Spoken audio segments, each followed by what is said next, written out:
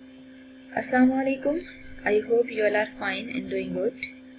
Welcome to new lecture and we will use the statement of the theorem to verify some results in the figure. ठीक है, अब देखिए जो आज हमने बेसिकली क्वेश्चन करना है उस क्वेश्चन में हम थ्योरम्स की स्टेटमेंट को ही यूज करके बेसिकली डायरेक्ट हम देखेंगे कि अगर कोई शेप गिवन हो तो उसमें हम साइड्स को वेरीफाई करने के लिए हम कौन से रिजल्ट्स को यूज कर रहे होते हैं। ठीक है, देखिए हमें यहाँ पे ना एक लाइन ए बी गिवन है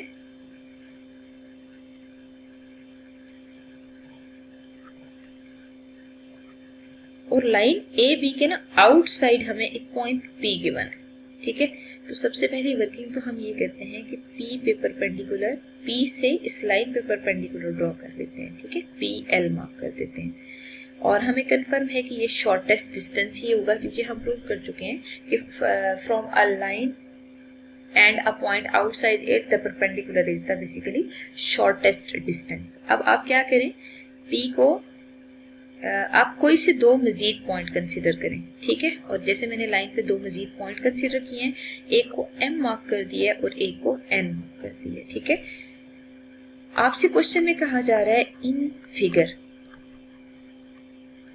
PL is perpendicular distance.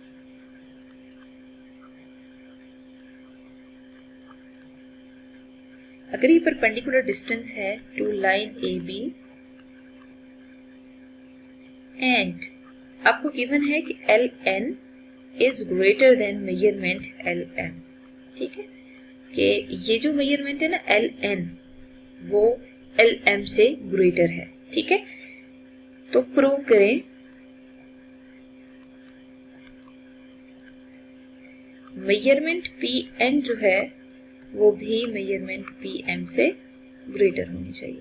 ठीक है, अच्छा देखिए अब थ्योरम हमने बेसिकली इसको ना थ्योरम की तरह ही प्रूव करना है, बट ये है कि कुछ रिजल्ट्स हम यहाँ पे डायरेक्ट लिखने की कोशिश करेंगे। ठीक है, अब देखिए आपको बेसिकली जो जो रिजल्ट्स गिवन है कि कौन सी लेंथ ग्रेटर है कौन सी लेंथ स्मॉलर है उनको हमें हाईलाइट कर लेना चाहिए। ठीक है, यहाँ पे देखिए L N is greater than L M, इसका यहाँ से भी दिख रहा है ना कि एल एन मेजरमेंट ज्यादा है एल एम से, क्योंकि एल एम तो सिर्फ यहाँ से लेके यहाँ तक मौजूद है। ठीक है, तो बेसिकली ये ऐसे रिजल्ट्स हैं जो हमें डायरेक्ट भी मतलब दिखने में भी इसी तरह लग रहे हैं। ठीक है, मतलब लिखने में अगर आप कोई भी रिजल्ट लिख रहे हैं ना तो वो आपको बेसिकली वैसे भी दिखना चाहिए कि आपके पास ये लेंथ इसी तरह एग्जिस्ट कर रही है। ठीक है, तो सबसे पहले वर्किंग तो हम ये करते हैं, यहाँ पे रिलेशनशिप डेवलप कर लेते हैं और गिवन टू प्रूव और कंस्ट्रक्शन देखते हैं। ठीक है, आपको गिवन क्या है कि measurement L N is greater then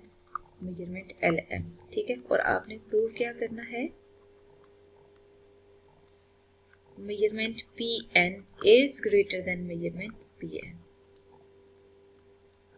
ठीक है, कंस्ट्रक्शन में हमें कोई भी वर्किंग शो करने की जरूरत नहीं है। ठीक है, और यहाँ पे हम ऐसा करते हैं कि अगर हमने इस रिजल्ट को प्रूव करना है ना तो हम वर्किंग क्या शो करेंगे,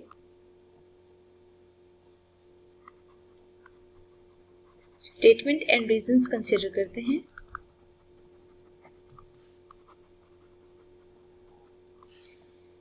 और इनमें जो जो हमें फिगर से रिजल्ट्स मिल रहे हैं उनको प्रॉपर लिखने की कोशिश करते हैं। ठीक है, अच्छा देखिए सबसे पहले अगर आप triangle P L M consider करते हैं, ठीक है, पी एल एम में measurement angle P L M 90 degrees के इक्वल है। ठीक है, तो कंफर्म है measurement angle P M L जो है वो लेस देन 90 होगा। ठीक है, और ये स्टेटमेंट में गिवन था और ये आपको कंफर्म है कि बाकी जो एंगल्स होंगे वो लेस देन 90 होंगे। ठीक है, तो अगर एक एंगल 90 है यहाँ पे लिख लेते हैं इन राइट एंगल ट्राइंगल। ये देखिए मैंने बनाने में भी राइट एंगल ट्राइंगल बनाई है।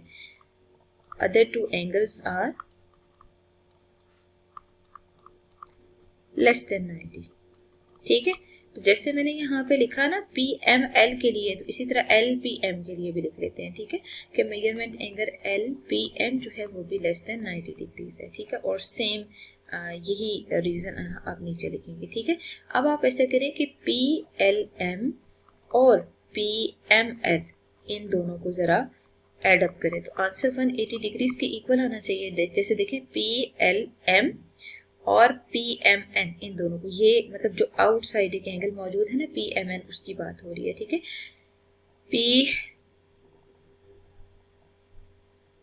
PML और PMN इन दोनों का सम अगर 180 डिग्रीज के इक्वल आ रहा है तो वो इस वजह से आ रहा है क्योंकि ये दोनों एडजेसेंट एंगल्स आ रहे हैं, ठीक है। तो यहाँ पे हम रीजन में लिख देते हैं ये एडजेसेंट एंगल्स हैं, ठीक है।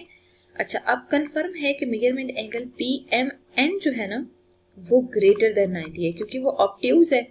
अब आप ट्राइंगल कंसिडर करें PLN, ठीक है। PLN ट्राइंगल एक ग्रेटर ट्राइंगल आ रही है। अगर इस ट्राइंगल में देखें तो मेजरमेंट एंगल N 90 डिग्रीज के इक्वल है क्योंकि क्वेश्चन के स्टेटमेंट में आपको ये गिवन है, ठीक है। अगर ये 90 डिग्रीज के इक्वल आ रहा है ना तो कंफर्म है कि जो दो बाकी एंगल होंगे, जैसे मेजरमेंट एंगल PNL की बात की जाए तो वो तो लेस देन 90 डिग्री होगा। अगर ये लेस देन 90 डिग्री है तो PNL और PMN में इन दोनों में रिलेशन लिख लेते हैं। मेजरमेंट एंगल PMN जो है वो ग्रेटर होगा मेजरमेंट एंगल PNM से, ठीक है। मतलब PMN और PNM इन दो एंगल्स को बेसिकली कंपेयर किया जा रहा है, जिसको मैं ब्लू से मार्क करने लगी हूँ, ठीक है। फिर आप ये देखें कि जो एंगल बड़ा होता है उसकी ऑपोजिट साइड भी बड़ी होती है। अगर आप वो रिजल्ट यूज करते हैं, जो एंगल बड़ा होगा उसकी ऑपोजिट साइड को भी जरा आप ग्रेटर ही प्रूव करेंगे, ठीक है। तो यहाँ पे देखें, अगर PMN ग्रेटर है PNM से, PMN के ऑपोजिट साइड कौन सी आ रही है PN, तो PN भी ग्रेटर होगी PM से, ठीक है। तो अगर आपको याद हो तो स्टार्ट में जो गिवन था हमें उसके अकॉर्डिंग जो प्रूव करना था उसमें यही कंडीशन आपने प्रूव करनी थी, ठीक है। तो रीजन लास्ट पे याद ये लिखें, if two angles of a triangle are unequal then greater side या ग्रेटर एंगल, ठीक है। यहाँ पे एंगल की बात हो रही है तो हम मेंशन करते हैं greater angle has greater opposite side. Basically through this statement हमने ये वेरीफाई कर लिया कि अगर ए बी पे अदर देन L दो पॉइंट्स मौजूद है तो उन दोनों में भी आप PN को ग्रेटर PM के प्रूव कर सकते हैं, ठीक है। बट आप ये देखें कि हमें बार बार अब थ्योरम फुल प्रूव करने की जरूरत नहीं है, सिंपल आपने इस थ्योरम के स्टेटमेंट को पिक किया है और यहाँ पे यूज किया।